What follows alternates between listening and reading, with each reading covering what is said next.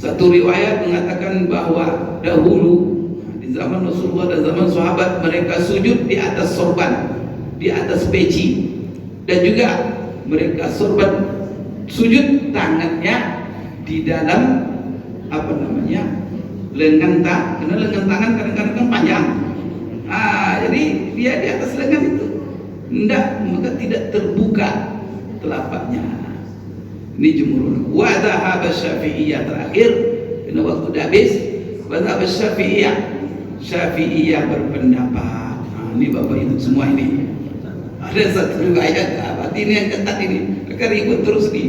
Kalau Syafi'iyah ribut ini masalah ini. Ini pendapat Syafi'iyah, dan tidak boleh sujud di atas peci. Au ghairi zalik, atau selain itu yang menempel, yang dipakai dalam dirinya, yang menempel dengan kita. Maka sorban menempel, lengan baju menempel, peci menempel. Kemudian barang-barang itu bergerak dengan gerakan kita. Tapi kalau di luar ini pakai ini tidak menempel. Ini kan tidak menempel karpet, ini kan menempel sama bapak dia. Keluar pula karpet nih. Artinya dia bergerak bersama kita. Ada jaket, dia kan sudah dipakai ini. Nanti jaket itu sedang dipakai, taruh tidak boleh oleh Syafi'iyah. Di seluruh yang menempel tidak boleh sujud. Kalau sorban sal kan tidak menempel itu, dia bisa terbuka.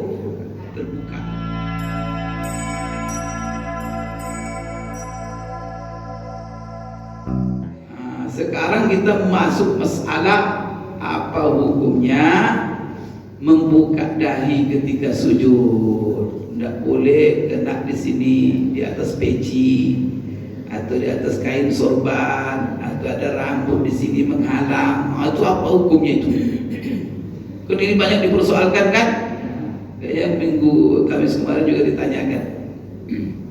Apakah tangan ini tidak boleh dialas oleh sorban kita? Harus di atas tempat sujud. Lutut kita, kaki kita, kemudian dahi kita. Kalau peci kena begini, sujud di atas peci tertutup dahinya. Ini gimana ini, sah solatnya atau tidak? Sekarang ini adalah masalah berbeda pendapat ulama. Sekarang kita lihat berapa pendapat ulama di sini. Bapak Ibu sekalian, ada berapa pendapat ulama di sini? Pertama, pendapat jumhur fuqaha, yaitu mayoritas, kebanyakan ulama. Siapa mereka? Lihat siapa yang tidak ada di sini. Yang di sini yang berpendapat di antara ulama yang 4, semuanya imam sunnah itu, ulama sunnah yang 4 itu. Sekarang 3 di antara yang 4 berpendapat. Siapa yang 3? Hanafi, Maliki, Hambali.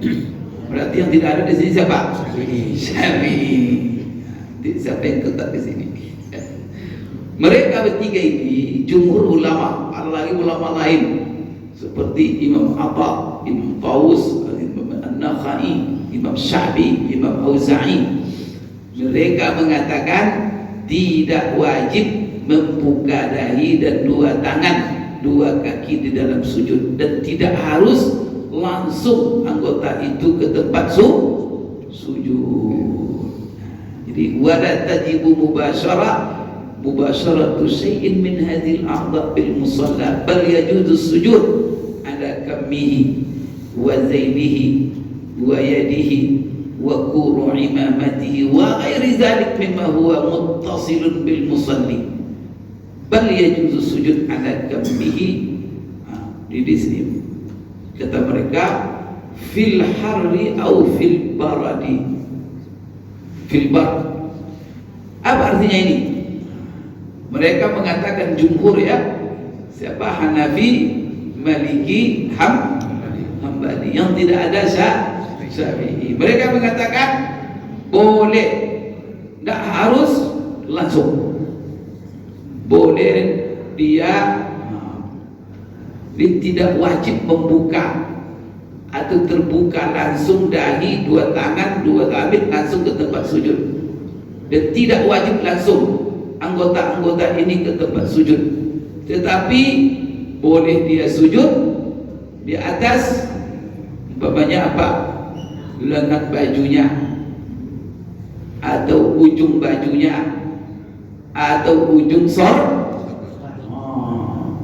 dan sorban ada sorbannya, ada ujung sorban itu dia sujud. Kemudian yang lain-lain juga di atas pecinya, peci hajinya yang langsung menempel dengan dia. Itu kan ada menempel baju kan, peci, sorban, baju yang kita pakai. Dan ada baju orang yang lengannya atau sujud di atas lengan baju itu. Praktis kan, ada yang panjang dengan bajunya. Maka ini, apakah ini di musim dingin atau di musim panas? Kadang-kadang kita kan begitu, sujud kita di Masjid Haram terlambat, kita dapat pelataran, itu keramiknya panas zuhur. Gimana itu kalau sujud kepanasan? Oleh karena itu bisa kita ambil sorban kita taruh di atas, atau kita ambil yang Bapak Ibu sekalian yang menempel dengan tangan kita. Maka di sini waquru imamatihi, jadi dia pakai sorban, lalu nanti ada ujung sorbannya sujud di atas ujung sorbannya. Dan selain itu yang langsung berhubungan dengan dia. Ini berdasarkan hadis Anas. Sunda semua ada di itu. Jadi tidak sembarangan mereka mengatakan. Li hadis Anas radhiyallahu anhu qala kunna nusalli ma'a Rasulillah sallallahu alaihi wasallam fi shiddatil harri fa idza lam yastati ahaduna an yumakkina jabhatahu min al-ardi yabsutu thawbahu fayasjudu alaihi. Anas menceritakan, pernah kami sholat bersama Rasulullah SAW di tengah terik panas. Sholat kami dengan Rasulullah jadi makmum. Maka ketika seorang kami tidak mampu menaruh dahinya langsung ke bumi, maka dia membentangkan kainnya di atas kepalanya lalu sujud di atasnya. Jadi kain yang melekat, apakah sorbannya, apakah apanya ditaruh ya di tempat sujud. Berarti apa? Tidak langsung menyentuh tempat sujud, masih ada alas. Bapak Ibu sekalian, ini ada di antara mazhab itu kan seperti orang Syiah yang tidak mau di atas karpet ini, menurut mereka tidak sah sholat. Mereka langsung menyentuh unsur bumi katanya. Maka kemana-mana mereka bawa tanah. Kalau bawa ke masjid itu dia bawa tanah itu sujud setanah itu, atau dia bawa batu. Saya kemana waktu itu, saya di Eropa, masuk saya masjid di New Zealand waktu itu. Saya lihat dia baru masuk, saya sholat zuhur kan, saya lihat banyak sekali batu. Astagfirullahaladzim. Bagaimana saya diakan batu-batu itu dipilih. Jadi setiap yang sholat ambil batu itu taruh di tempat sujud. Ini menurut mereka harus menyentuh unsur bumi. Kalau Bapak Ibu ada masjid nanti pakai, ada banyak batu-batu di masjid itu. Orang kan saja ada dia ini batu. Itu mazhabnya Syiah. Itu nanti. Atau dia membawa, coba lihat nanti kalau haji, kalau mereka ziarah, mereka bawa sejadah sendiri. Sejadah itu dari kadang-kadang dari pandan, dari apa ya, unsur yang langsung meleket bumi. Tidak mau mereka pakai karpet-karpet biasa seperti itu. Atau Bapak Ibu, coba lihat orang Syiah nanti, kalau dia sholat itu mengganggu sekali sholat, mengganggu saf. Jadi kalau sudah ada orang Syiah, tidak ada rusak itu. Bengkok-bengkok. Kenapa? Karena mereka tidak mau ikut apa ini. Karena mereka mencari yang tidak ada karpet, yang langsung menyentuh batu, yaitu minimal, walaupun tidak batu mereka bawa, itu minimal keramiknya. Keramik itu unsur batu. Jadi mereka itu di Masjid Nabawi itu mencari, itu di Mekah mencari yang tidak ada karpet. Kalau ada pun karpet, maka mereka maju sedikit supaya dapat Ini kan ada karpet kadang, tapi setelahnya nggak ada. Kadang kan dari sini ini ada apa? Kalau kita tidak kan kita supaya dapat karpet. Kalau dia menyeberang karpet sehingga sapnya orang di sini dia maju sedikit. Mulanya maju gitu tuh orang Cina. Nah, supaya kita ketahui, jangan dilorong-lorong dia nanti marah. Woi, luruskan satu. Jadi maklumi saja Bapak Ibu sekalian. Ini orang Syiah. Bapak sekalian, ini gunanya kita tak mengaji kan. Begitu juga Bapak Ibu, ada hadis Abdullah bin Abbas dari hadis Anas. Dari Ibnu Abbas dia mengatakan, qala laqad ra'aitu Rasulullah sallallahu alaihi wasallam fi yawmin matir wa huwa yattaqi at-tina idza sajada bi kisa'in alaihi yaj'aluhu duna yadayhi ila al-ardi idza sajada. Ini hadis Ibnu Abbas. Dia menceritakan, saya melihat sendiri Rasulullah suatu hari ketika itu terjadi hujan. Ketika itu terjadi hujan di Madinah. Karena masalah apa lagi? Masjid Nabawi itu sendiri. Masjid Nabawi itu sendiri waktu itu kan pelepahnya hanya dari atapnya, pelapornya dari pelepah kurma cuma. Kalau hujan masuk habis. Kemudian Rasulullah itu tidak ada keramik tidak ada dulu. Maka lantai masjidnya sirtu. Pasir, masuk hujan kira-kira gimana? Sujud dia. Nempel lah. Itulah sebabnya Bapak Ibu. Rasulullah bilang kalau sudah hujan boleh menjamak salat di rumah. Di salah satu sebab boleh menjamak hujan. Tapi ini hadis ini hanya dipegang oleh mazhab Hambali saja. Syafi'i tidak boleh. Kalau jamak dan qasar menurut Imam Syafi'i itu hanya sebabnya satu, yaitu Musa. Hujan tak boleh. Anak juga tak boleh menjamak. Tapi kalau untuk tidak sholat berjamaah ya, apakah tidak bersolat berjamaah ke masjid? Salah satu uzurnya karena hujan. Masalahnya apa? Karena masjid penuh dengan kalau sekarang misalnya ada karpet sudah. Jadi kadang-kadang fatwa itu harus melihat konteks keadaan. Kalau sekarang kan masjid, masya Allah tidak ada yang bocor apa. Kemudian rumah dekat dengan masjid, hujan pun tidak ada masalah ke masjid. Dan masjid alhamdulillah zaman sekarang. Bapak Ibu sekalian, maka dia katakan, saya pernah melihat Rasulullah pada itu hari hujan, sehingga dia ketika sujud dia menghindari sujud di atas tanah. Maka dia ambil kain bagian atasnya, jadi Rasulullah pakai selendang dia.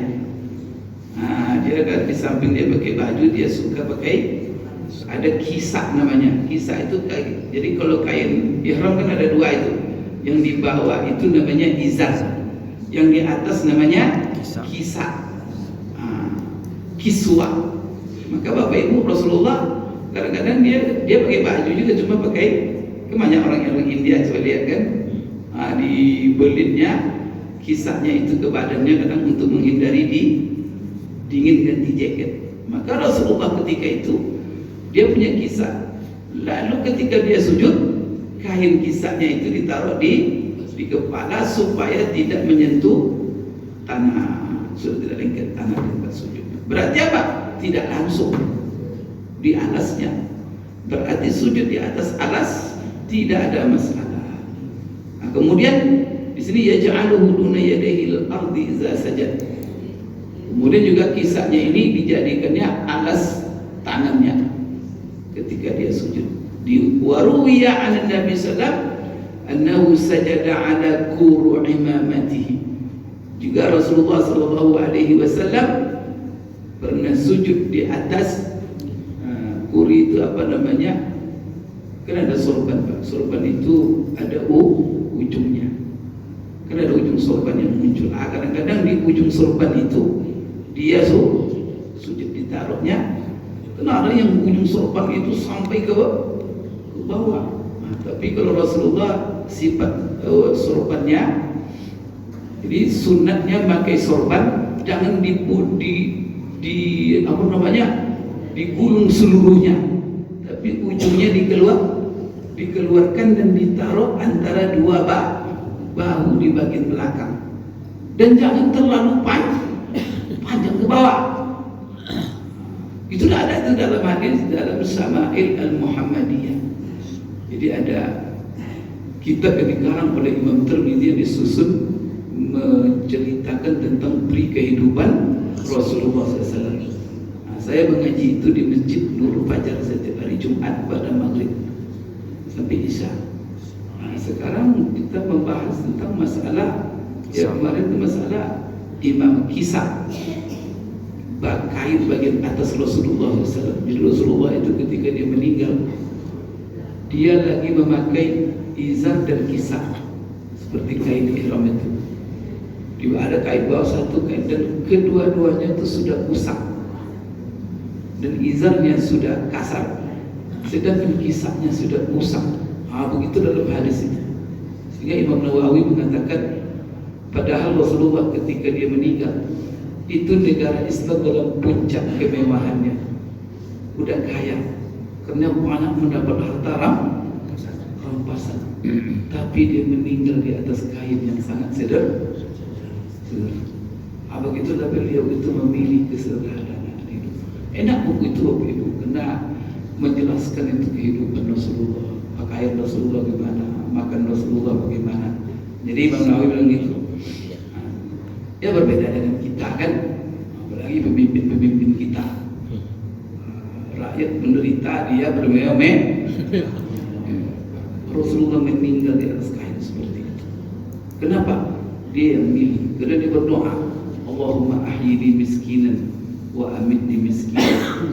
Ya Allah, hidupkan aku sebagai seorang miskin. Maka rumahnya cuma 4 kali 4. Ada gambar orang miskin 4 kali 4, 6 kali 6. Rasulullah itu mungkin tidak ada 4 kali 4. Dia kata Aisyah rumahnya itu, kalau Aisyah tidur maka kaki menyentuh Rasulullah kalau sholat. Itu berapa meter cuma itu?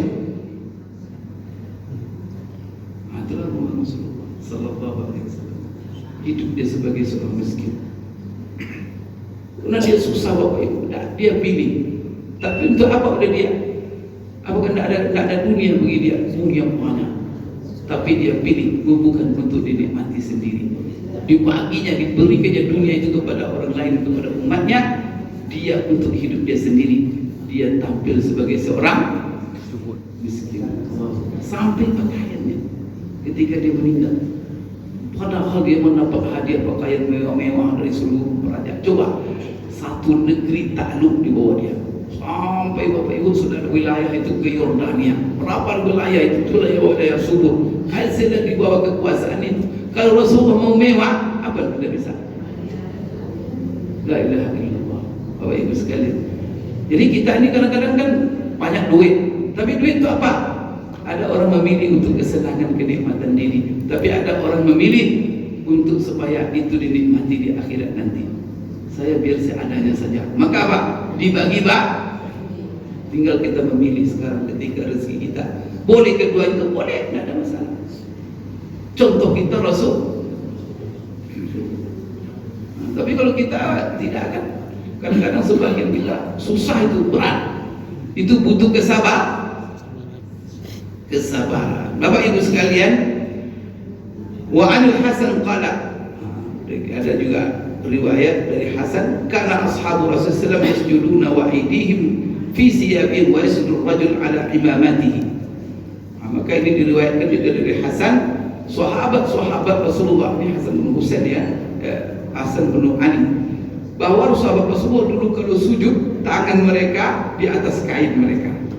Kemudian kadang-kadang seseorang sujud di atas sorbannya, berarti kita boleh sujud di atas peci.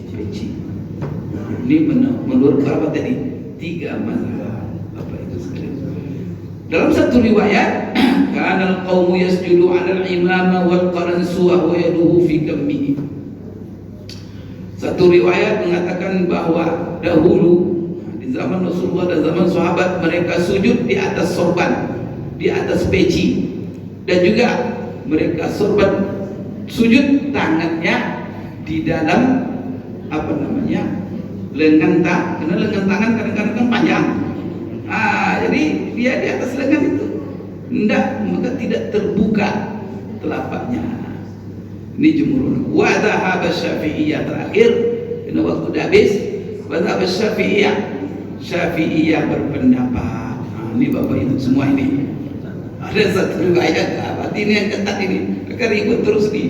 Kalau Syafi'iyah ribut ini masalah ini. Karena rupanya Syafi'iyah yang mengatakan di antara mazhab dan juga Imam Ahmad wajib membuka dahi. Enggak boleh, wajib membuka dahi, dan dahinya itu langsung menyentuh tempat sujud, dan tidak boleh sujud dalam lengan tangan, tak boleh sujud di ujung sorban, tak boleh sujud wa zairihi wa yadihi wa quri, dan juga di atas ujung sorbannya. Ini pendapat Syafi'iyah. Dan tidak boleh sujud di atas peci au ghairi zalik, atau selain itu yang menempel, yang dipakai dalam dirinya, yang menempel dengan kita. Maka sorban menempel, lengan baju menempel, peci menempel. Kemudian barang-barang itu bergerak dengan gerakan kita.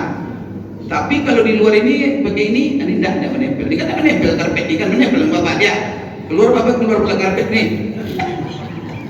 Artinya dia bergerak bersama kita. Dia ada jaket, dia kan sudah dipakai ini. Nanti jaket itu sedang dipakai, taruh boleh oleh Syafi'iyah. Di seluruh yang menempel tidak boleh sujud. Kalau sorban besar kan tidak menempel itu, dia bisa terbuka. Tapi kalau baju peci, jadi segala yang menempel dan bergerak dengan geraknya itu tak boleh menjadi penghalang sujudnya. Maka dia harus terbuka dahinya. Apa hadisnya? Apa ibu ada dalilnya? Dalilnya adalah hadis Rasulullah. Iza sajadta famakkin jabhataka fil ardi. Apabila kamu sujud, mapankan dahimu di bumi. Ada lagi hadis Khabbab bin Arat. Qala syakawna ila Rasulillah sallallahu alaihi wasallam haram ramda fi jibahina wa akuffana falam yuskina wa fi riwayah fama ashkana. Jadi Rasulullah SAW pernah kami mengeluh kepada Rasulullah panas dari panasnya matahari, kemudian yang menempel di dahi kami dan juga dua telapak tangan kami. Lalu Rasulullah tidak memberikan alasan, tidak memberikan keringanan untuk supaya kami bisa sujud di atas kain. Jadi ini insya Allah kita bahas lebih dalam lagi karena waktu sudah habis. Bapak Ibu sekalian, kita bahas pada akan datang untuk lebih dalam. Aku qouli hadza wa astaghfirullah li wa lakum.